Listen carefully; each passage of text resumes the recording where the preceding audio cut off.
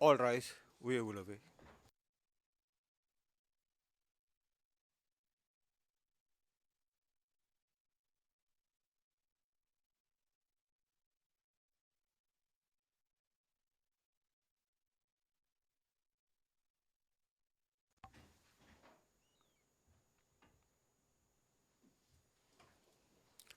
Please be seated.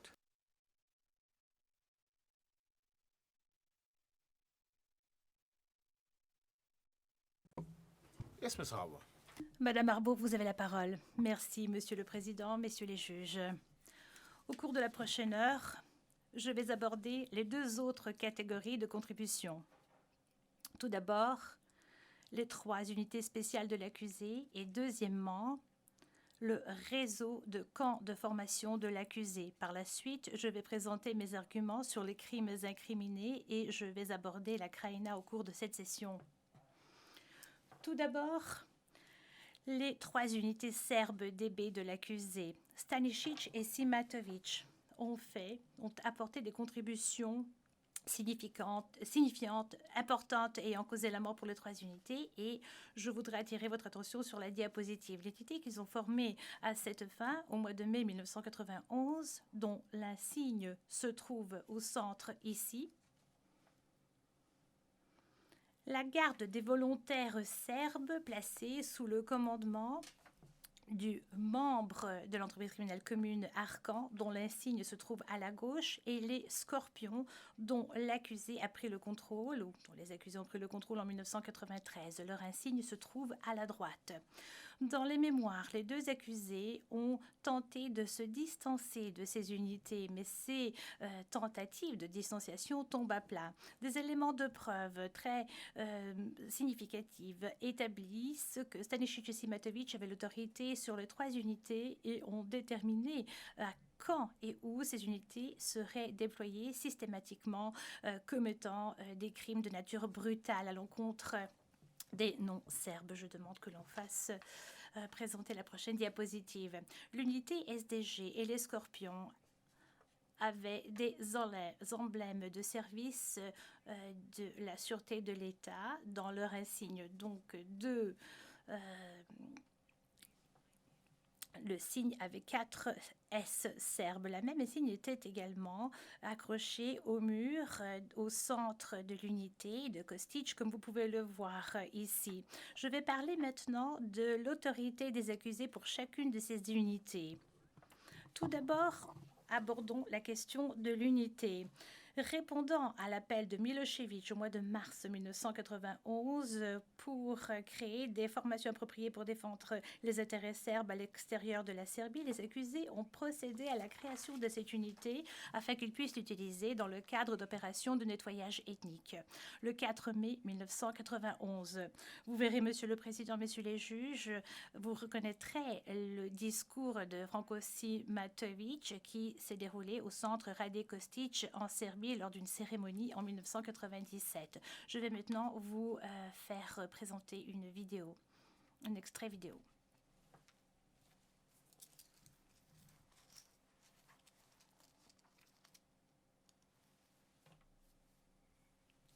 Monsieur le Président, nous vous remercions d'avoir accepté l'invitation de participer à cette cérémonie qui marque l'anniversaire de la formation de l'unité spéciale du service de la sûreté de l'État.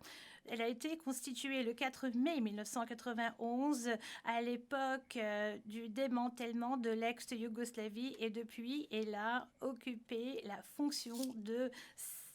Elle était créée pour protéger la sécurité et la sûreté du peuple serbe qui était directement menacé par le long de cette zone ethnique. Au paragraphe 806 de son mémoire, Simatovic affirme qu'aucun autre élément de preuve admis dans cette affaire n'appuie ses propres paroles, à savoir que l'unité a été créée le 4 mai 1991. Mais le fichier personnel du DB serbe reflète également que les membres fondateurs estimaient qu'ils devenaient membres de l'unité après avoir fait leur formation à Golubic et considèrent cette date comme étant leur anniversaire. Paragraphe 108-109 de notre mémoire. Je demanderai que la prochaine diapo soit affichée, s'il vous plaît. Pour vous citer un exemple, Monsieur le Président, Messieurs les juges,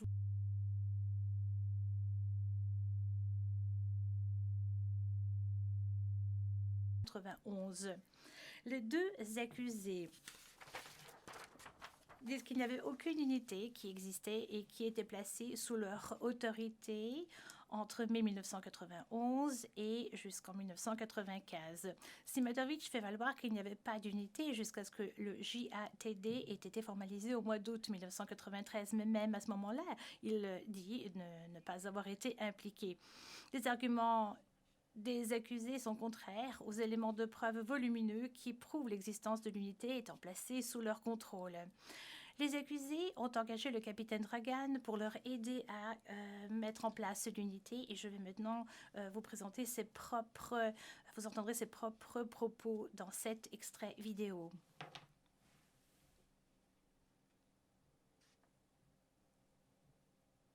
L'unité du capitaine Dragan a existé pendant toute cette période. Elle a été formelle, créée de manière formelle et informelle, soit avec 15 personnes ou avec 300 personnes. Je commandais cette unité pendant une certaine période de temps et Frankie a commandé l'unité pendant une autre période. Leguia a également assumé le commandement pendant une autre période de temps.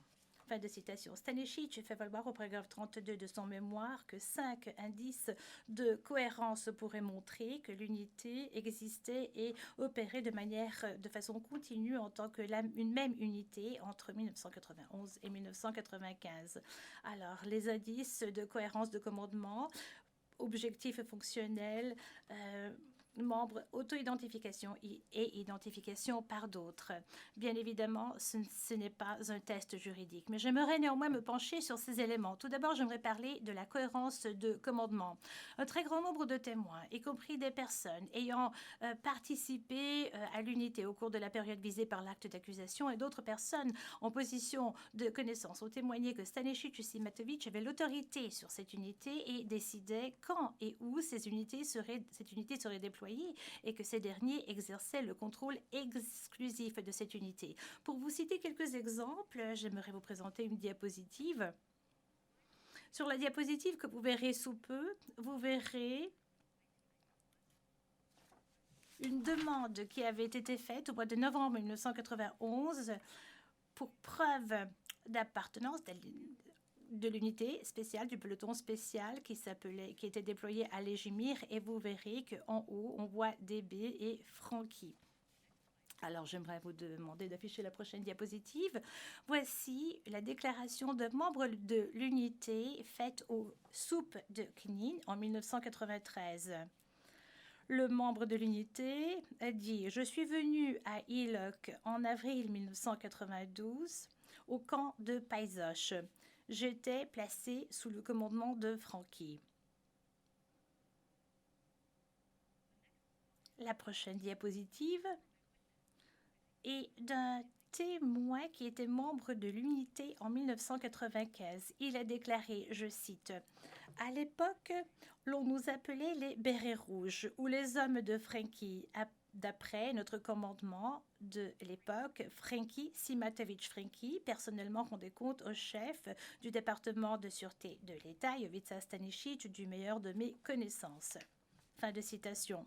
J'aimerais attirer votre attention également aux exemples 150 T10. Le prochain indice de cohérence soulevé par Stanisic est la cohérence de la fonction et de l'objectif. L'unité avait été créée pour mettre en œuvre l'objectif criminel commun des accusés en commettant des crimes contre les non-serbes afin de les chasser des parties ciblées de la Croatie et de la Bosnie et de former d'autres forces serbes afin que ces derniers puissent faire la même chose. Et nous notons, paragraphe 924 de notre mémoire, qu'à partir du début, les accusés ont accueilli des criminels connus au sein de leur unité. L'unité recrutait des criminels parce que cela convenait à cette unité et cela leur permettait également de chasser les non-serbes par le truchement de crimes. Tel que Stoparic a témoigné lorsqu'il a été recruté au sein de l'unité en 1995, le membre de la DB serbe qu'il avait interviewé lui a dit expressément que cela était tout à fait correct s'il avait un dossier criminel. Et lorsque je vais parler des faits incriminés, l'unité, de manière cohérente, ciblait des civils non serbes dans leur déploiement, en commençant par les opérations qui se sont faites à Krajina, que Simatovic a planifié et commandé lui-même, et tout au long de l'année 1991 en Krajina et en SBSO, et même également dans l'Irak, alors que les opérations de combat avaient déjà cessé, et en Bosnie, à Bosanski Shamat, à Brčko et à Doboj. Ils ont rassemblé, arrêté et détenu des civils non serbes.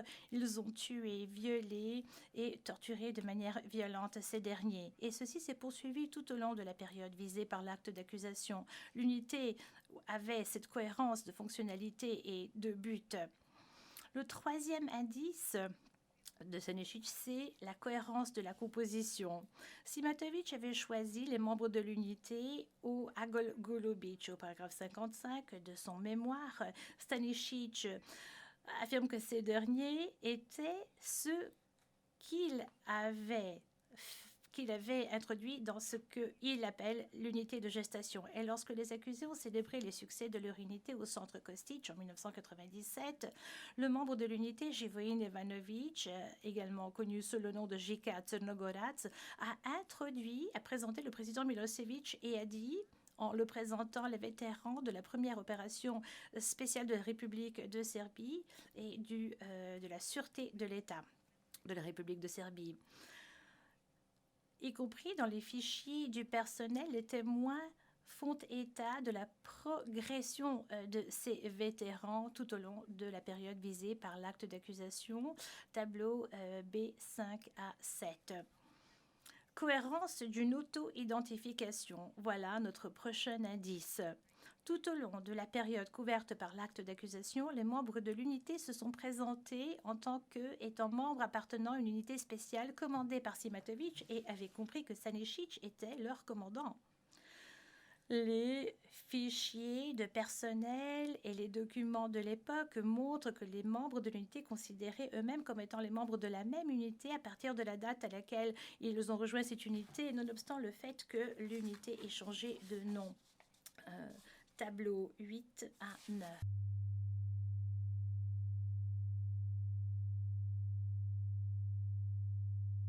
Et qu'il avait rejoint en 1991 comme étant la même unité que son unité en décembre 1995. Stanišić, en fait, est d'accord avec cette affirmation, paragraphe 54 de son mémoire, que les déclarations d'allégeance aux MUP serbes qui se trouvent dans les fichiers du personnel et qui prédatent le mois de septembre 1991 montrent une certaine cohérence d'auto-identification. La cohérence de l'auto-identification est également très apparente dans le sceau de l'unité. Je demanderai que l'on montre la prochaine diapositive, s'il vous plaît.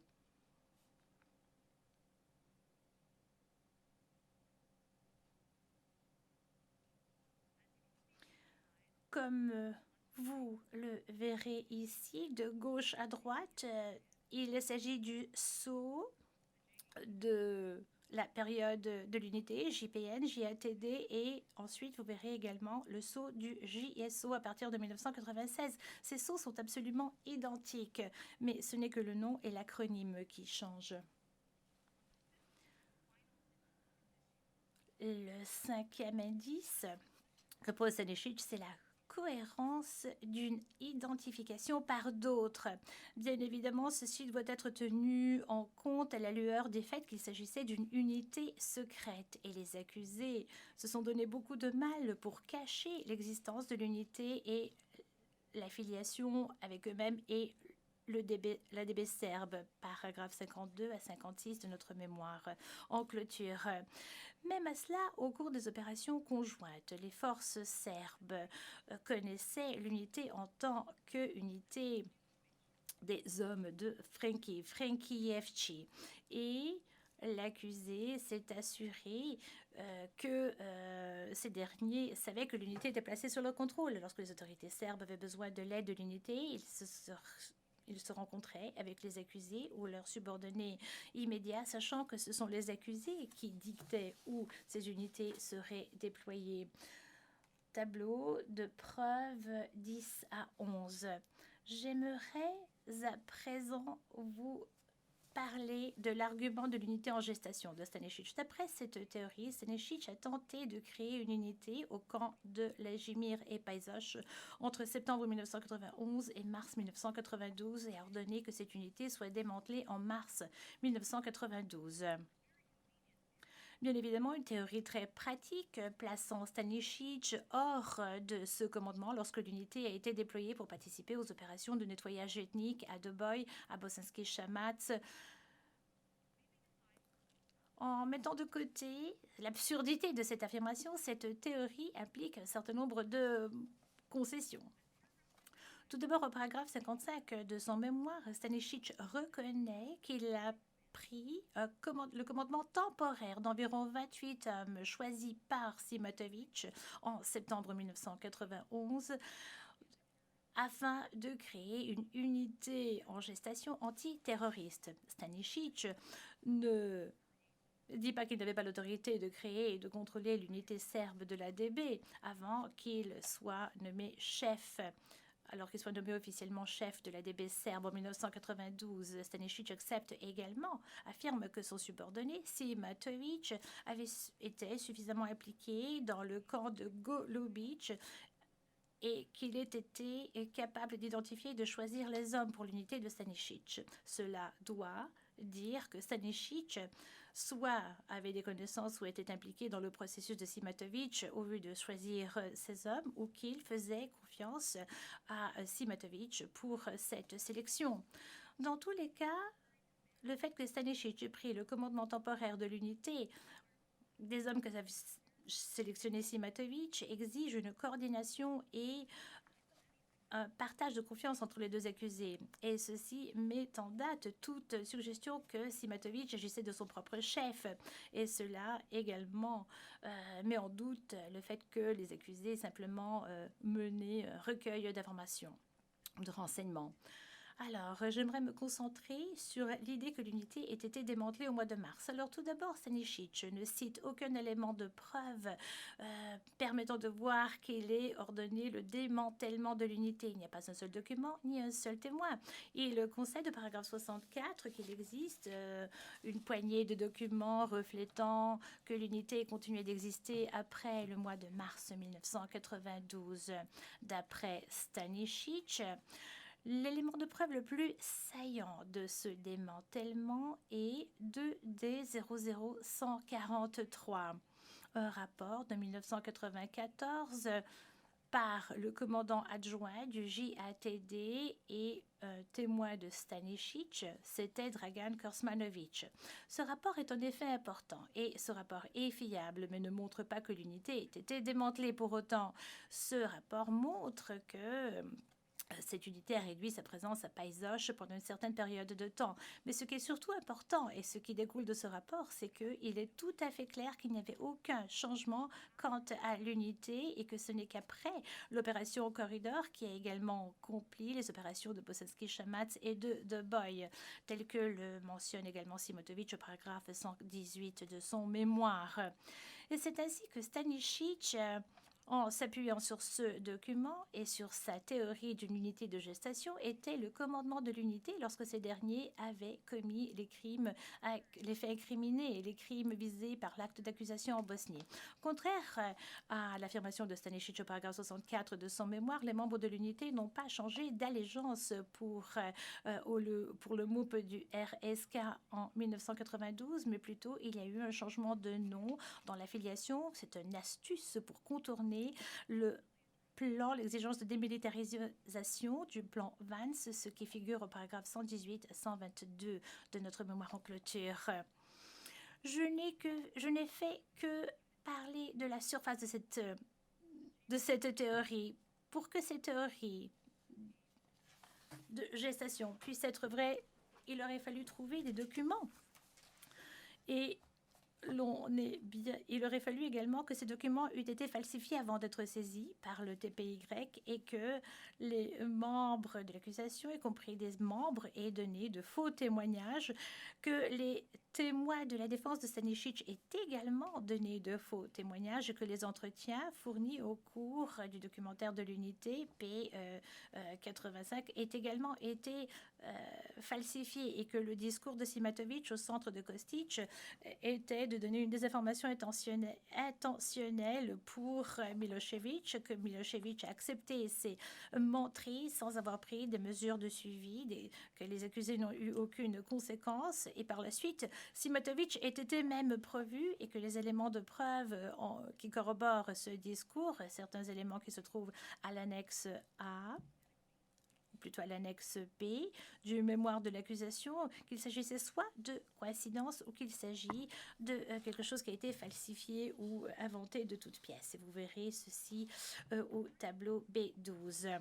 Au cours de la cérémonie du centre Kostic, après avoir présenté les prix, les conclusions de Stanisic sont très claires. Il dit « Nous avons maintenant donné les plus hauts prix, attribuer les prix qui peuvent être donnés dans ce cadre. Il s'agit de prix de bravoure.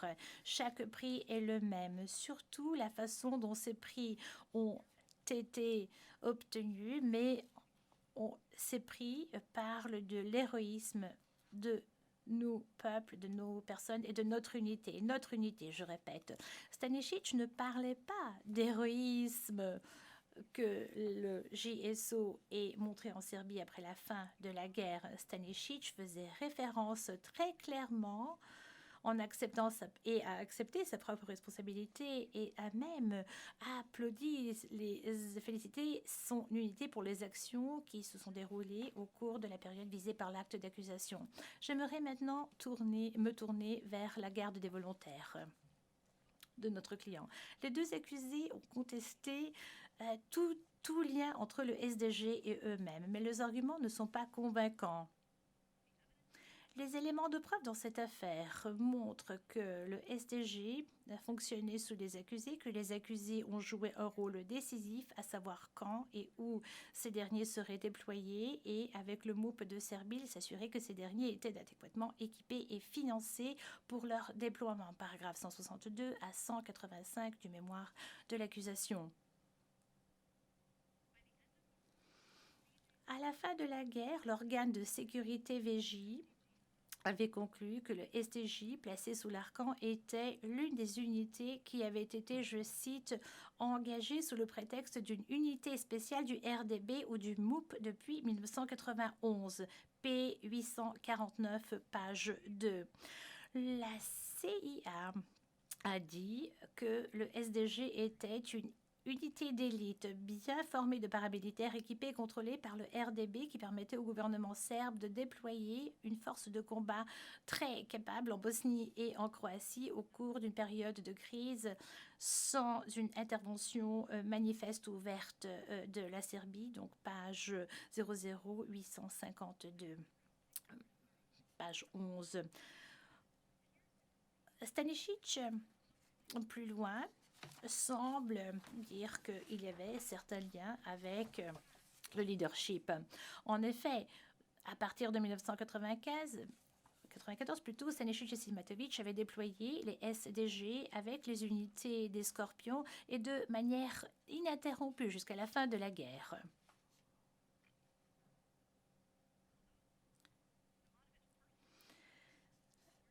Simatovic a personnellement coordonné ces déploiements du SDG et avait des contacts fréquents avec Arcan au cours de chaque opération, B15 du tableau de preuve.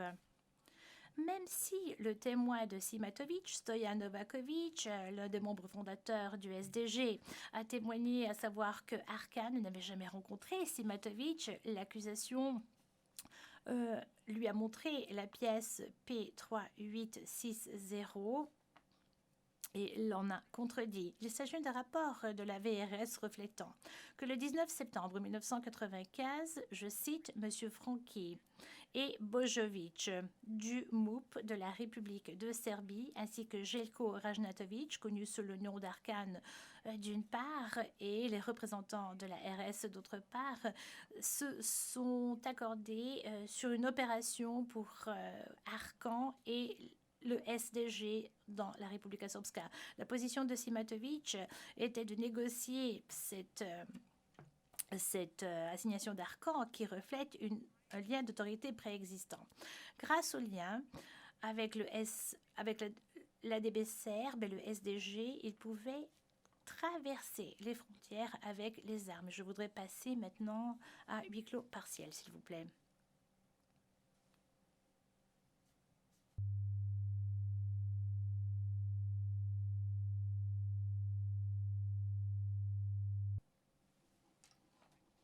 Nous sommes de retour en audience publique. Stanisic affirme qu'il n'y avait aucun lien entre le DB serbe et le SDG entre 1991 et 1994, paragraphe 636 de son mémoire. Toutefois, l'autorité de l'accusé sur le SDG et les liens institutionnels de l'ADB serbe avec Arkan ne s'étaient pas développés de manière spontanée à la fin de la guerre. Il s'agissait d'une continuation du lien de l'accusé d'autorité qu'il avait sur le SDG à partir des premières opérations au sein du SBSO en 1991 et en Bosnie en 1992. Il s'agit du tableau B20. Du tableau de preuves. Les deux accusés s'accordent pour dire que le membre de l'entreprise criminelle commune Bogdanovic avait de liens très étroits avec Arkan, mais contrairement aux arguments présentés par la défense, que ces liens mettent en cause l'autorité de l'accusé sur le SDG. Les éléments de preuve démontrent que l'accusé ont travaillé de très près avec Bogdanovic pour donner un soutien à Arkan et le SDG. Bogdanovic et les deux accusés étaient actifs dans la filière militaire le long d'Arkan en armant les Serbes et en préparant les paramilitaires depuis le début de la période de l'acte d'accusation, paragraphes 69 et 164 de notre mémoire. Stanisic soutient au paragraphe 639 de son mémoire que, compte tenu des liens avec Arkan, avec Bogdanovic et Badja, toute référence, élément de preuve à l'appui du serbe MUP doit être présumée comme étant quelque chose que l'on réfère à eux et à leurs agents, mais non pas aux accusés. Mais il y a un problème de calendrier quant à cet argument. Bogdanovic avait sans aucun doute maintenu de liens très serrés avec Arkan et l'a appuyé aux fins de faire avancer l'objectif criminel commun, mais Bogdanovic n'était plus ministre serbe du MUP après le mois de juin 1991. Après son départ, comme l'a dit Vasiljevic, le vrai pouvoir du MUP serbe à l'époque était entre les mains de Stanisic. Professionnellement, Stanisic était la personnalité dominante même avant qu'il ne devienne officiellement chef du DB. Élément de preuve B12 du tableau de preuve. S'agissant de Badja, un témoin a déclaré que Badja n'a pas rencontré ou ne s'est pas rapproché d'Arkan que jusqu'à plus tard cet automne. B22 du tableau d'éléments de preuve. Les liens institutionnels du MUP serbe et de la DB serbe avec Arkan se faisaient par le truchement de Stanisic. Au cours de cette période, lorsque ni Bogdanovic ni Badja n'étaient positionnés de manière plausible pour être la connexion primaire à Arkan, au sein du MUP serbe, même avant que Arkan ne soit déployé au SBSO, Borivoje Savic avait dit que c'était Stanisic pour lequel il travaillait. Donc, élément de preuve B23. La défense de Simanovic soutient que le lien d'Arkan était avec la DB fédérale et non pas avec la DB serbe. Stanisic reconnaît au paragraphe 639 de son mémoire et dit que l'affiliation d'Arkan avec la DB fédérale s'est terminée en 1991 et le MUP serbe placé sous Bogdanovic et spécifiquement la DB serbe sous Stanisic avait pris Arcan du DB fédéral, sachant très bien qu'il était un criminel, ils ont continué à le déployer et à l'appuyer jusqu'à la fin de 1995, tableau d'éléments de preuve B24.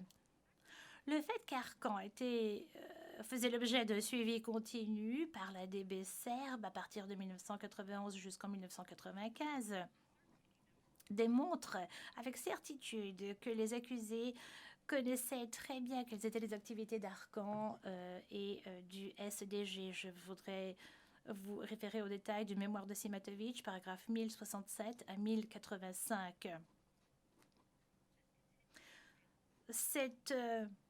Ce suivi continu ne mine pas les éléments de preuve, à savoir que ce sont les accusés qui exerçaient l'autorité sur le SDG, ni l'élément de preuve que les accusés partageaient un objectif criminel commun avec Arcan en tant que membre de l'entreprise criminelle commune. Les témoins de la défense de Simanovic, Milan Milosevic et Radivoje Micic, ont confirmé que la DB serbe ont suivi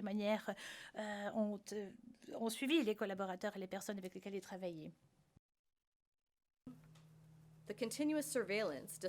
La surveillance continue décrite en détail par les témoins de Stanisic lui-même rend la politique de l'accusé visant à protéger le SDG et le déploiement répété du SDG en opération là où ils ont commis des crimes encore plus choquante à toutes les consciences. Je voudrais maintenant passer au Scorpion et je voudrais faire afficher la planche suivante à l'écran. Il s'agit de la troisième unité utilisée par les accusés. L'accusation ne nie pas le fait que le groupe qui est devenu les Scorpions a été créé en 1991 ou 1992 de manière à protéger les champs pétrolifères, comme cela est dit par les accusés. Cependant, Stoparic a déclaré dans un témoignage digne de foi qu'en 1993, cette unité avait été placée sous l'égide de la DB serbe et que c'est à ce moment-là qu'ils ont été rebaptisés. Le nom qui apparaît sur les insignes sous l'épée de la DB serbe. Comme vous pouvez le voir, messieurs les juges, sur l'insigne à droite, sur la planche. Comme vous le voyez, l'insigne est identique pratiquement à celle de l'unité qui se trouve au centre. L'insigne des Scorpions. Les deux équipes de défense avancent que les Scorpions étaient une unité de la SVK sous les ordres du général Lankar. Mais Stoparic, dans son témoignage, a dit que même si c'était vrai en théorie, la SVK n'avait pas une véritable autorité sur eux. Et dans les propres rapports de la DB, en février 1995, il est dit que pour ce qui est de la structure, le bataillon de Medic fait partie du corps, mais personne ne doute de son indépendance. Il s'agit là de la pièce P815. La défense et l'accusation, dans leurs éléments de preuve, placent très clairement Rugud dans la chaîne de commandement des Scorpions sur Bocha. Ici, nous sommes au tableau de éléments de preuve B27. Les accusés transmettaient des ordres pour les Scorpions par Mergud et certains des éléments de preuve documentant son association avec la DB serbe, je voudrais les passer en revue. Sovoc a témoigné que Mergud était un collaborateur indiscutable de la DB serbe. Je voudrais montrer la planche, s'il vous plaît. Savic a témoigné en disant que Mergud était, je cite, l'homme de la sûreté d'État à Erdut. Cela ne faisait aucun secret. La DB tirait ses ficelles et il n'avait même pas à le cacher. La CIA, dans un rapport du 12 octobre 1995, indique, je cite, le RDB considère que Milanovic est complètement sous son contrôle. Milanovic appelle même le chef de la RDB, Jovica Sanicic, chef. Et enfin, un rapport de la VJ de juin 1995 indique Mergud va à Belgrade afin de faire rapport au MUP de Serbie, Jovica Stanisic. Et je note que c'était le mois où les Scorpions ont été déployés à Tornovo. Stoparic a déclaré également que lorsqu'il est parti des Scorpions, après le déploiement de Tornovo, il a immédiatement été recruté par un membre de l'ADB qui lui a dit, je cite, « Toutes les bonnes personnes doivent être au sein d'une unité spéciale ». Et en fait, bien que les mémoires des accusés nient fermement le fait que ces unités étaient là, dès que la guerre était terminée, eh bien, ils ont accueilli les membres des SDG, les Scorpions, dans leur unité, une reconnaissance éclatante de leurs crimes. Bien, je voudrais maintenant passer à la dernière catégorie de contributions concernant le rôle des accusés dans la mise en place de camps pour entraîner et armer des forces serbes dans la zone couverte par l'acte d'accusation. Selon Stanisic, l'accusation devrait montrer qu'il y a un schéma criminel qui découle de la formation qui a été reçue. Il s'agit du paragraphe 292, ça reprend l'interprète des mémoires de Stanisic. Eh bien, comme nous le montrons dans notre mémoire et dans ce que je vais dire aujourd'hui, c'est exactement ce qui s'est passé. À commencer par le camp d'entraînement de Golubic en avril 91, eh bien, les accusés, les membres de l'unité, ont mis en place un vaste réseau de camps d'entraînement pour des forces serbes qui étaient entraînées. L'objectif, l'intention visée par les camps était l'objectif criminel commun. C'est manifeste par leur proximité des lieux d'opération de nettoyage ethnique planifiés où les nouvelles recrues étaient déployées. Je voudrais que l'on montre la diapositive, s'il vous plaît.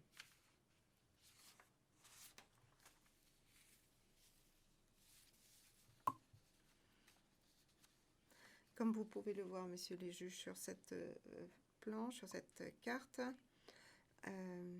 il s'agit des camps créés par les accusés en Krajina. On voit les opérations qui ont été menées. Ensuite, on voit ici le camp de Lejimir en Serbie et les opérations en SBSO. Ensuite, vous voyez les camps de Paizoš et à partir des camps de Paizoš, le déploiement à Bosanski Samac, de l'autre côté de la frontière en Bosnie. Ensuite, vous voyez depuis Dobroš et Ozren, où il y a eu déploiement pour le couloir de Bosavina. Et enfin, pour depuis les camps de Bosnie orientale et du Montara en Serbie, il y a eu déploiement dans la vallée de la Drina, au Podrinja. Vous pouvez voir cela dans les éléments de preuve à la ligne B31. Alors, les accusés voudraient faire croire à la Chambre que cet entraînement consistait uniquement à l'acquisition de compétences militaires de défense de base, comme l'a dit Stanisic, dans de nombreux paragraphes dans son mémoire. Il est manifeste que ces formations préparaient les forces serbes à commettre des crimes lors d'opérations offensives et criminelles visant à expulser la population non serbe. Depuis le début à Golubic, l'entraînement commençait par de l'endoctrinement, ce que Babic appelle du lavage de cerveau, pour mettre en avant tout l'intérêt national serbe au-dessus de tout. Vous avez entendu des éléments de preuve pour dire que comment des recrues ont appris à utiliser les boucliers humains et ont été endoctrinés au point d'être persuadés qu'elles devaient chasser tous les musulmans de la zone. Alors qu'à Paizoš, on a entendu des témoins dire que cet entraînement couvrait des liquidations en silence et qu'il y a eu aussi des formations pour prendre des maisons d'assaut. Vous trouverez cela au tableau, ligne B32. Planche suivante. Alors, lors de la cérémonie du centre de Kosic, Simatovic s'est vanté des succès retentissants de l'unité et de l'énorme contribution aux opérations de combat dans 50 différents lieux. Est-ce que l'on peut faire afficher la planche, s'il vous plaît?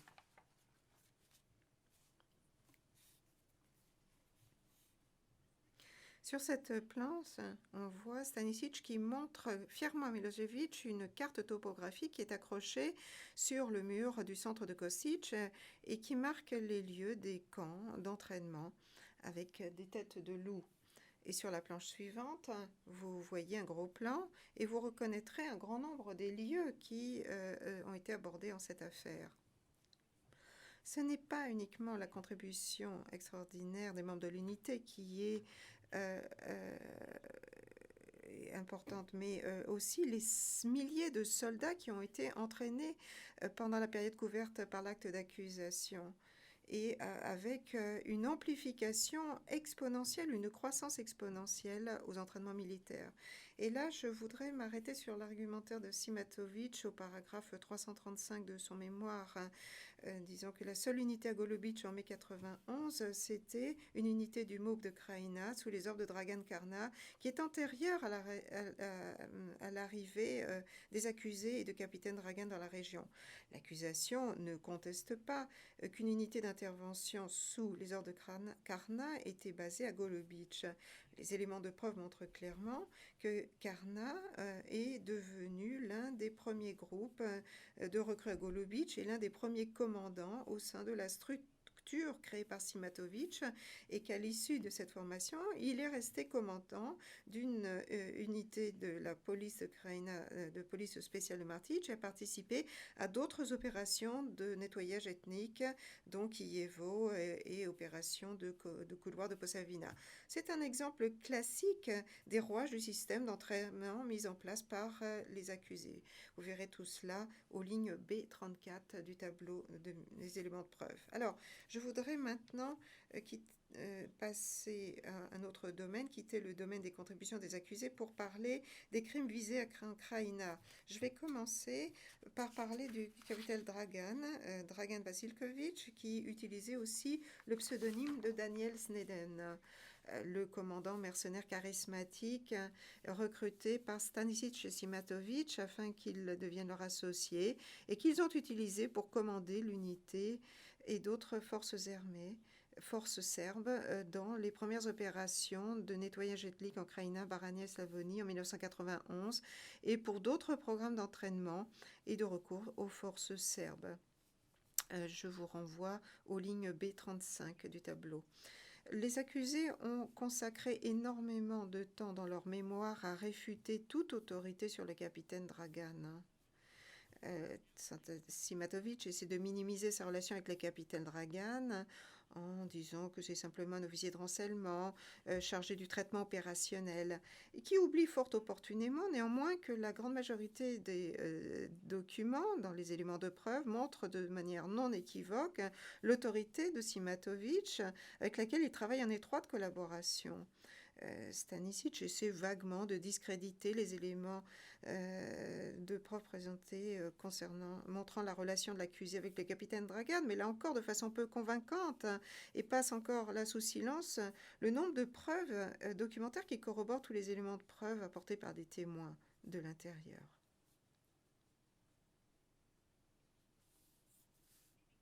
Je voudrais commencer par les témoignages d'époque de Simanovitch et du capitaine Dragan lui-même. Et je voudrais que l'on passe une vidéo du capitaine Dragan.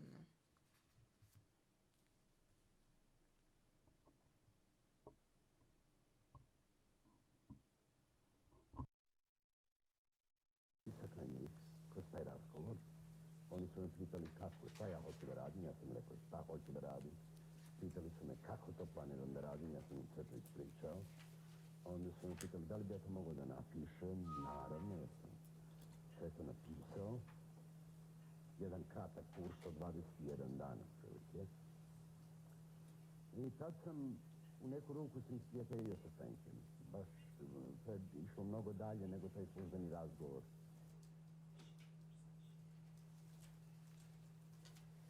That was Captain Dragan. Now I direct your honors to Exhibit P 1961, a record that Simatovitch prepared in April 1991. In April, Simatovitch stated that a meeting was held with Daniel Sneden in order... Simatovitch dit qu'il y a eu une réunion avec Daniel Sneden pour discuter de son engagement plus avant en vertu du plan présenté lors de la dernière réunion. Les accusés ont souligné les relations entre le capitaine Dragan et les personnalités d'envergure en dehors de l'ADB pour prouver qu'il n'aurait pas pu agir sous l'autorité des accusés. Mais ce sont des arguments qui sonnent creux à la lumière de documentation des organes de défense qui reconnaissent les liens du capitaine Dragan et les obligations qu'il avait envers l'ADB serbe. Dans la pièce P 1962, par exemple, vous avez les minutes d'une conversation entre le capitaine Dragan et le ministère de la Défense en Serbie, Tomislav Simovic, où il dit que, dans les minutes, il est dit, l'ADB serbe l'a invité, il fait référence au capitaine Dragan, dans notre pays. Il a collaboré avec Stanisic et Radmila Bogdanovic. L'assistant personnel de Simovic l'a confirmé dans son livre, soulignant dans la pièce P 3755, page 31, que, je cite, le phénomène de capitaine Dragan a été créé par la SDB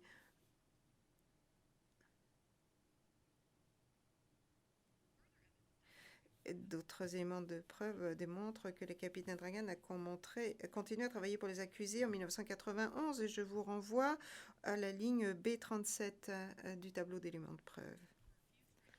Je citerai quelques exemples frappants. Début 91, Stanisic lui-même a confirmé à Babic que la capitaine Dragan était à leur service.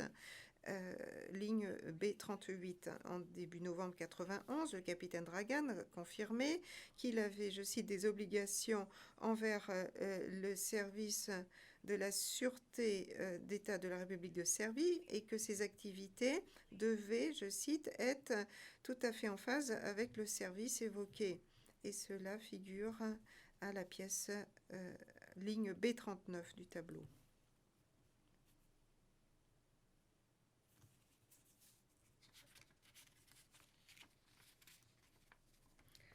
La défense de Simatovic fait le lien entre l'analyse du capitaine Dragan et en fait montre de manière erronée le fait que il ne peut pas être associé. Mais comme je l'ai dit, il y a des éléments de preuve qui sont crédibles, qui montrent que l'ADB très clairement surveillait les personnes avec lesquelles elle travaillait. Alors, je voudrais maintenant parler du rôle et de la responsabilité des accusés pour les opérations et les crimes imputés en Krajina à partir de l'été 1991. À partir de l'été 91, les accusés et d'autres membres de l'entreprise criminelle commune ont déployé des forces qu'ils avaient entraînées à Golubic et dans d'autres camps d'entraînement dans des attaques ciblées contre des villages croates dans la Krajina, l'objectif étant de déplacer par la force la population non serbe. Et Simatovic a participé personnellement à la planification et au commandement de certaines de ses premières opérations et a continué de déployer l'unité à coordonner les autres forces serbes dans le cadre d'opérations de nettoyage ethnique brutales menées par la JNA à partir de fin août 1991. Alors, je ne vais pas parler de toutes les opérations, mais je voudrais dire quelques mots sur le rôle de Simatovic dans l'opération Zaoka et l'attaque sur la Glina en juillet 1991 et les attaques de Lovinac en août et septembre 1991. Et je parlerai aussi des opérations menées par la JNA à partir de fin août jusqu'à fin 1991.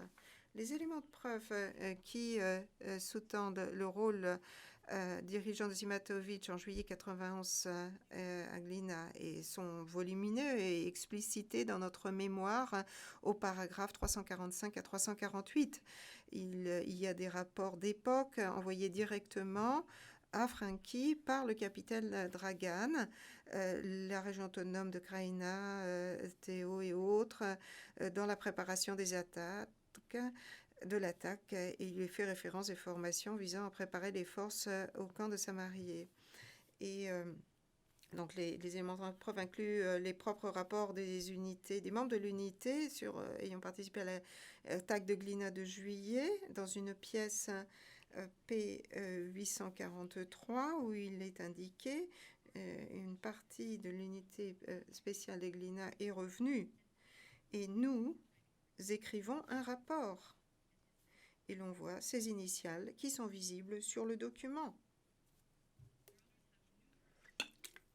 Vous disposez, messieurs les juges, de nombreux rapports de la région autonome de la Kraïna et de la Théo qui montrent en juillet et août qu'il y a une double hiérarchie puisqu'ils rendent des comptes aux autorités les plus élevées de Kraïna, civiles et militaires, donc le président du Conseil de défense nationale, le secrétaire du SOUP, le commandant de la défense territoriale et Frankie.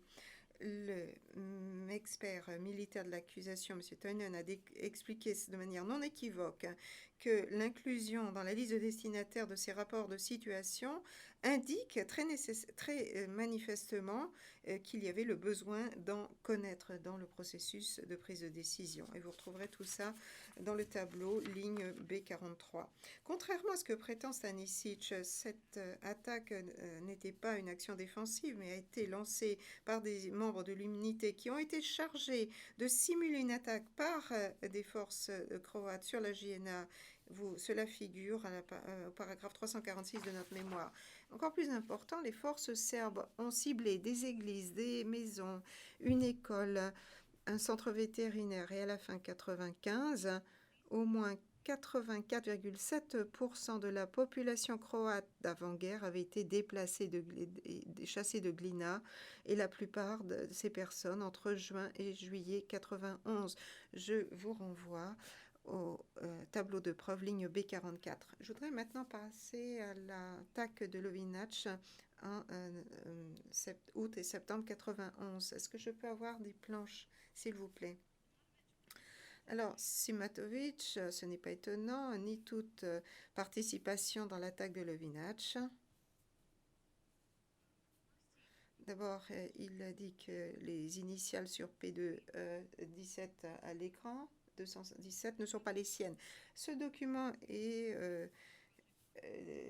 intitulé « Mettre en place le véhicule blindé » 21 juin 1991. C'était le projet d'un train blindé pour cibler une attaque à Lobinac. Simatovic avance que le document est écrit dans le dialecte yakevien que Simatovic n'aurait pas utilisé. Mais puisqu'il n'y a pas d'éléments de preuve indiquant ce que Simatovic aurait fait ou comment il aurait signé le document, si d'autres, par exemple, l'auraient tapé à la machine, les arguments de Simatovic ne sont que là de pure conjecture. Deuxièmement, Simatovic affirme que sur le sceau, il y a un emblème avec un échiquier qui n'aurait pas été utilisé à Knin en juin 1991.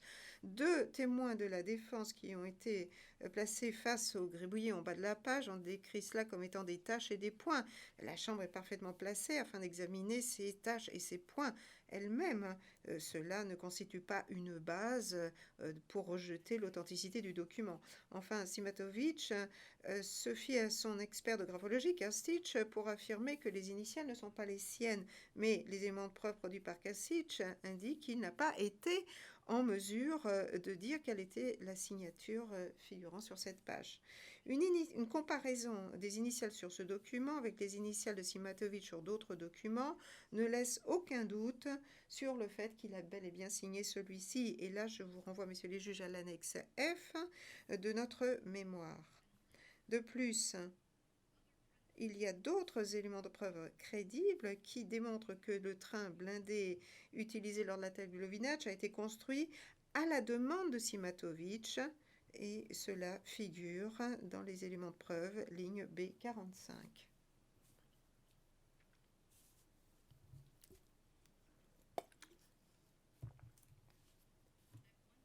Alors j'ai une dernière note concernant Lubinac. Les deux accusés ont avancé que l'objectif de l'attaque de Lovinac était militaire. Or, cela est inexact. L'objet de l'attaque était d'expulser la population non serbe. Lors de la première attaque, Simatovic a utilisé le train blindé pour intimider les personnes et les pousser à quitter la zone. Et comme un témoin l'a indiqué et comme l'a indiqué un autre témoin, il y a eu des pressions psychologiques exercées sur la population.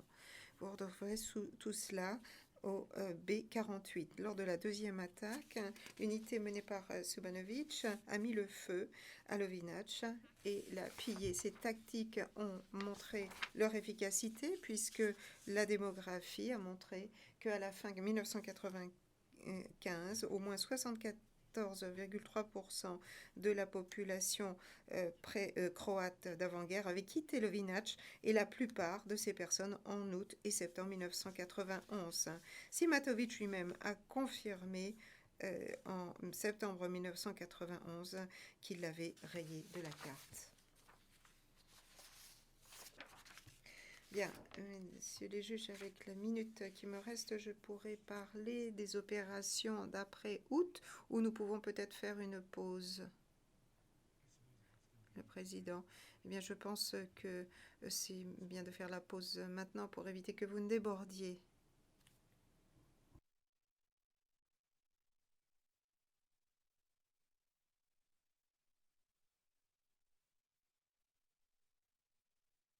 So we'll come back at 1:07. Nous reprendrons à 13h07.